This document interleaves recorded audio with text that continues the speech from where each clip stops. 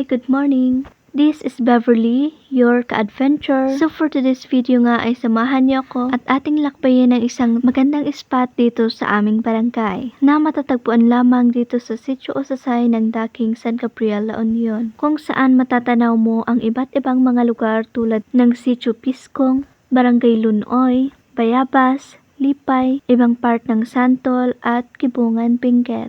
So tara na at atin nang simulan ang paglalakbay. Naglakad-lakad nga lang ako ng konti dito sa gubat na ito. Hindi naman gaanong kasukal ang gubat na ito dahil palaging dinadaanan din naman ng mga tao dito. At hindi rin naman delikado itong daanan. Depende na lamang kung hindi ka sanay na maglakad ng medyo mataas na daan. At kung nature lover ka tulad ko, siguradong magugustuhan mong dumaan sa gubat na ito. At kung kaya naman na-stress ka sa work, studies, o kahit ano pang bagay at gusto mo naman na mag-relax, ay pwede kang mag-stop over muna dito at maglakad-lakad upang kahit papaano ay ma-relax ang utak mo. Sa kalagitnaan nga ng aming paglalakbay ay malimitang matatanaw ang Sitio Naiba ng Apayao at Sitio Piskong at Kada ng Barangay Daking. Sa konting minuto nga lang ng aming paglalakad ay nakarating na kami dito sa tuktok ng bundok na ito, kung saan tinatawag din namin itong Tapaw, na ibig sabihin ay top of the mountain. Nabanggit ko nga kanina na makikita dito ang iba't ibang mga lugar sa bundok na ito.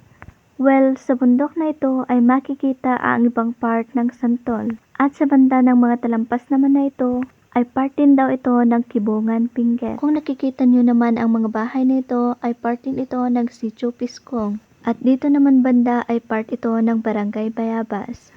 At kung makikita nyo dito sa bandang ibaba naman ay matatanaw nyo ang Barangay Lunoy. At dito nga sa kabila ay matatanaw nyo din ang iba't ibang mga lugar tulad ng Barangay Lipay. Kung naghahanap nga kayo ng place kung saan pwede kayo mag-relax at mag-unwind with nature, ay perfect ang place na to for camping dahil pwede nyong ayain ang mga friends and families niyo para mamasyal dito. Basta't ipaalam nyo muna ito sa may-ari ng lupa. Bukod kasi sa mga magagandang views ng tanawin at malamig na simoy ng hangin, ay malaya mong masisilayan ang magandang pagsikat at paglubog ng araw dito. So dahil hapon na nga ay kailangan ko nang umuwi at sabi ko nga sa sarili ko, pag nakabili talaga ako ng magandang quality ng camera, ay babalikan ko talaga ang lugar na ito. Napakaganda talaga kasi ng lugar nito at baka sa susunod ay aayain ko na yung mga friends ko dito. Naglakad-lakad nga lang ulit ako ng konti at nakarating na ako dito sa aming bahay. So dito na nga po tayo magtatapos at kung nagustuhan nyo nga yung video ito, please follow, like, and share this video for more updates.